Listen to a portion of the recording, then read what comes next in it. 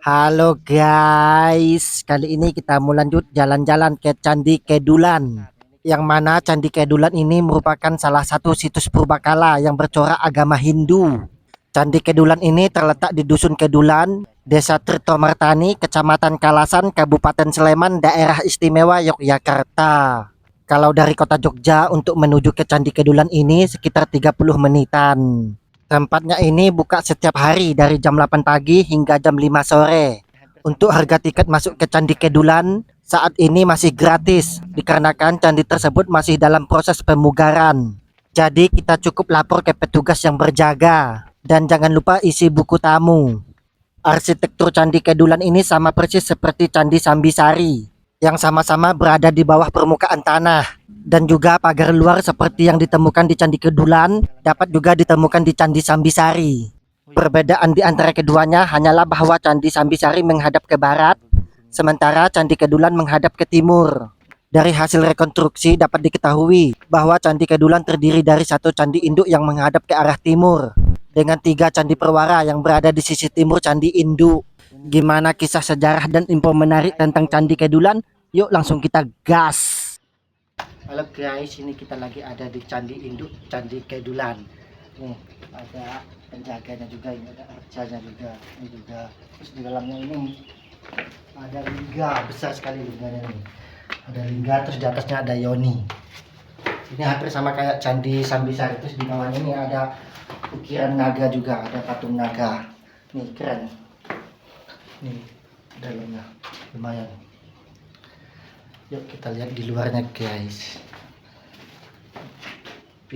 Oke guys, kali ini kita mau bahas awal mula ditemukannya Candi Kedulan. Bangunan induk Candi Kedulan ditemukan pada tanggal 24 November tahun 1993 secara tidak sengaja oleh penambang pasir yang sedang menambang pasir di lahan gersang yang merupakan tanah bengkok Desa Tirtomartani. Penambangan pasir kemudian dihentikan, dilanjutkan penggalian arkeologi yang dilakukan oleh BP3 secara bertahap. Saat penggalian dilanjutkan, kondisi candi sudah roboh. Batu-batunya berserakan karena diterjang lahar Merapi dan terkubur pada kedalaman 6 meter di bawah permukaan tanah. Setelah petugas arkeolog menggali sedalam 7 meter, di lahan seluas 4.000 meter persegi, terpampanglah Candi Induk Kedulan dan berhadapan dengan 3 buah candi perwara yang sejajar dari utara ke selatan. Kompleks Candi Kedulan ini juga dikelilingi oleh pagar pembatas, terlihat dari adanya dinding sepanjang 2 meter dari timur ke barat, yang mana Candi Kedulan ini sama persis dengan Candi Sambisari. Candi Sambisari dan Candi Kedulan ini diperkirakan dari abad yang sama, yaitu dibangun sekitar abad ke-8 dan ke-9 pada zaman Kerajaan Mataram kuno.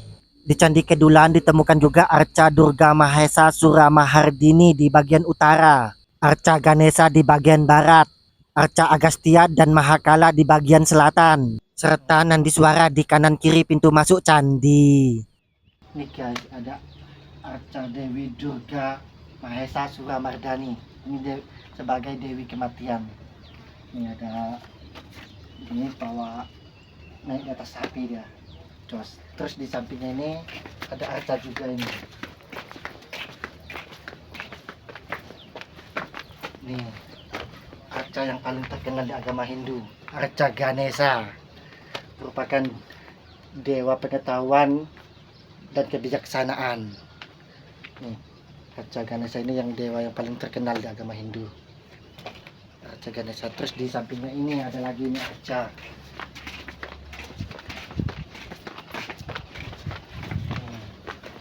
Arca Agastya. Ini sebagai tokoh agama di agama Hindu, sebagai penyebar agama Hindu di Indonesia juga. Pokoknya ini yang paling terkenal, sosok yang paling terkenal. Dia bukan dewa tapi dia penyebar agama Hindu aja, jadi tokoh agama. Jadi bukan termasuk dewanya. Tokoh agama yang paling terkenal di agama Hindu. Yes, pokoknya keren guys.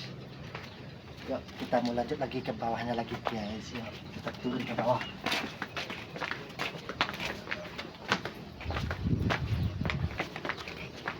Kali ini kita mau bahas awal mula dibangunnya Candi Kedulan. Candi Kedulan ini kemungkinan dibangun pada masa Kerajaan Mataram kuno, sekitar abad ke-8 dan ke-9, yang dibangun dengan latar belakang agama Hindu, khususnya aliran Siwa. dan dibangun pada masa pemerintahan Raja Rakai Kayuwangi Dyah Lokapala, yaitu Raja Mendang ke-8 Kerajaan Mataram kuno dari Wangsa Sanjaya yang memerintah Kerajaan Mataram kuno sekitar tahun 855 sampai dengan 885 Masehi.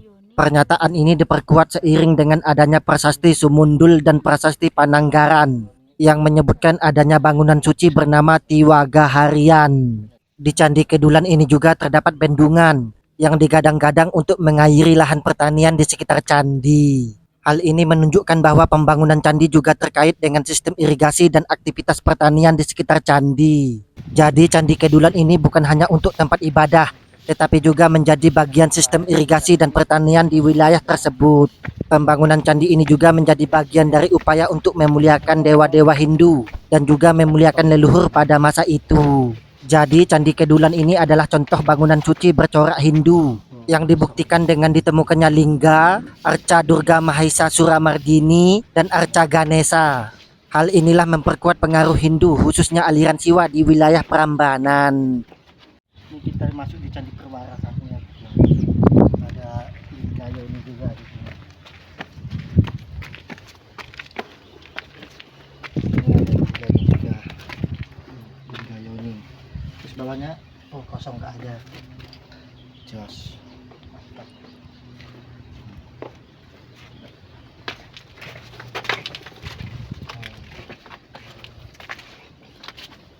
Ini kayak tempat ininya ya.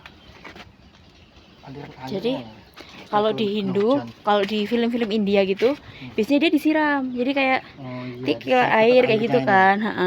Disiram susu biasanya itu. Ya, tempat disiramnya ini, tempat aliran airnya ini nanti. Ya. Kayak tinggal satu itu ya.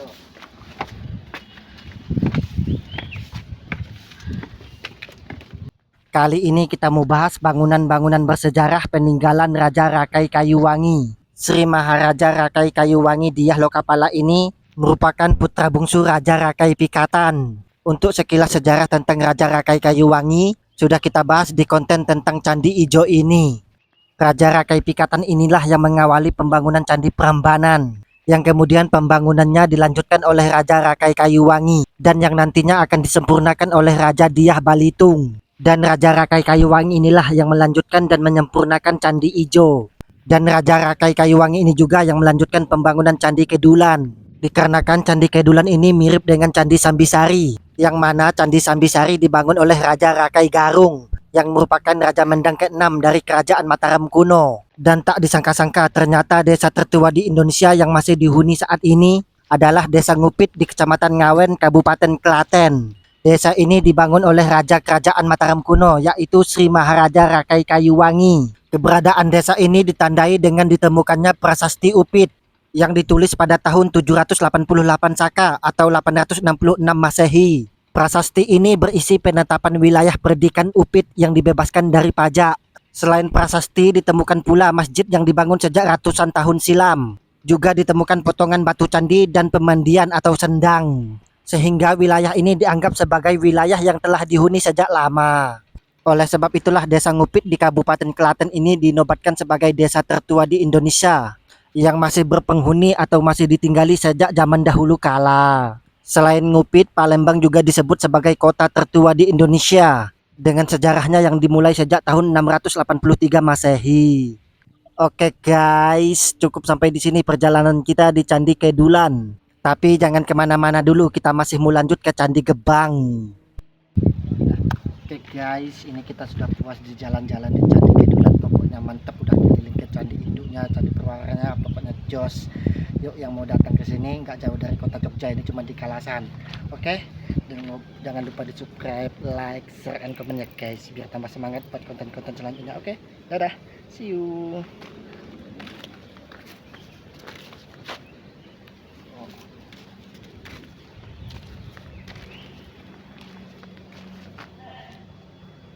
Oke guys, kali ini kita mau lanjut jalan-jalan ke bangunan bersejarah Candi Gebang yang merupakan situs purbakala peninggalan Kerajaan Mataram kuno. Candi Gebang ini dibuat sekitar tahun 730 Masehi sampai dengan 800 Masehi.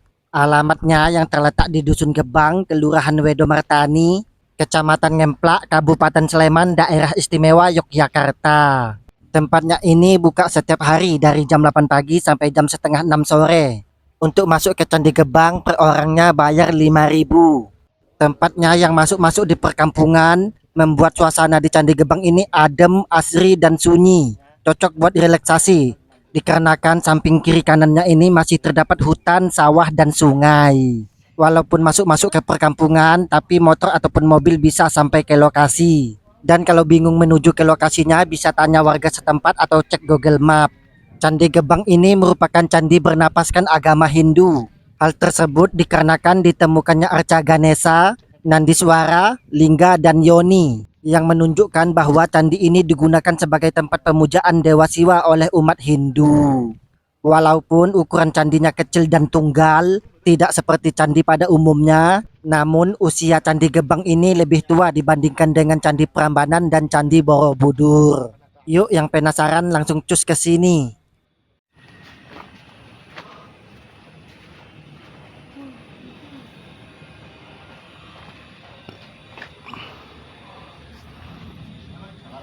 Nih lokasinya dekat sawah-sawah guys. Pokoknya mantep. Nih, view-nya adem dan asri.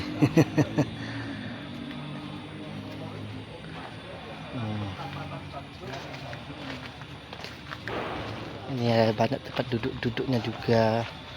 Nih, estetik.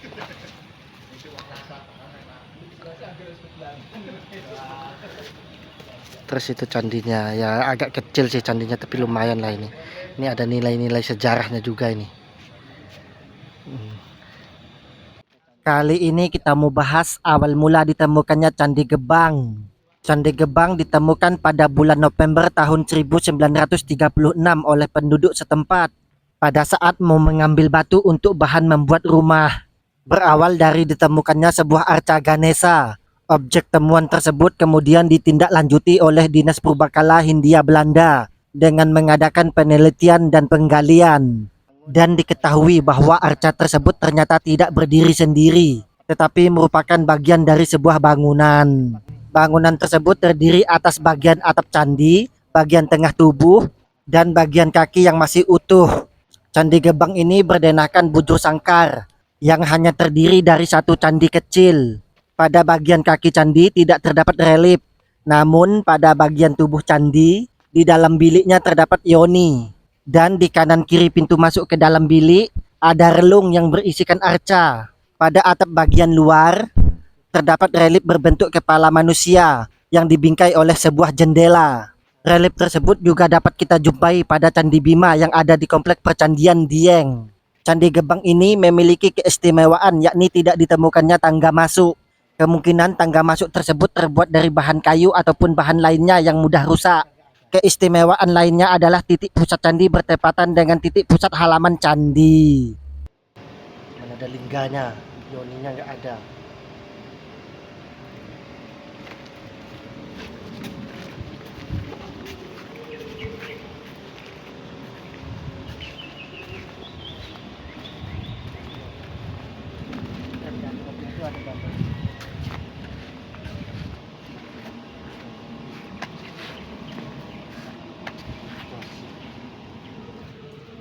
Sejarah awal mula berdirinya Candi Gebang ini belum diketahui secara pasti. Namun ditinjau dari bentuk kaki candi yang mempunyai proporsi tinggi, menunjukkan bahwa Candi Gebang dibangun sekitar abad ke-8, sekitar tahun 730 Masehi sampai dengan 800 Masehi, di mana pada saat itu kerajaan Mataram kuno masih di bawah pimpinan Wangsa Sanjaya, yang mana raja pertama dan pendiri kerajaan Mataram kuno adalah Raja Sanjaya itu sendiri, yang bergelar Rakai Mataram Sang Ratu Sanjaya. Raja Sanjaya memerintah kerajaan Mataram kuno sejak tahun 732 Masehi sampai dengan 760 Masehi, yang kemudian tahta kerajaan dilanjutkan oleh putra beliau yang bergelar Sri Maharaja Rakai Panangkaran, yang memerintah dari tahun 760 Masehi sampai dengan 780 Masehi, yang kemudian tahta kerajaan selanjutnya diteruskan oleh Sri Maharaja Rakai Panunggalan yang menjadi Raja Mendang ketiga dan memerintah kerajaan Mataram kuno pada tahun 780 Masehi sampai dengan 800 Masehi. Kerajaan Mataram kuno pertama kali berdiri di daerah Magelang dengan ditemukannya candi dan prasasti Canggal yang ditemukan di area Gunung Wukir, Kecamatan Salam, Kabupaten Magelang, yang menjadi bukti sejarah pendirian Kerajaan Mataram kuno pada tahun 732 Masehi. Namun, Kerajaan Mataram kuno berkembang pesat di area Klaten dan Sleman dengan ditemukannya banyak candi di area tersebut. Oke guys, berakhir sudah perjalanan kita di Candi Kedulan dan Candi Gebang. Jangan lupa subscribe, like, share, and comment ya guys, biar tambah semangat buat konten-konten selanjutnya. Oke, dadah, see you.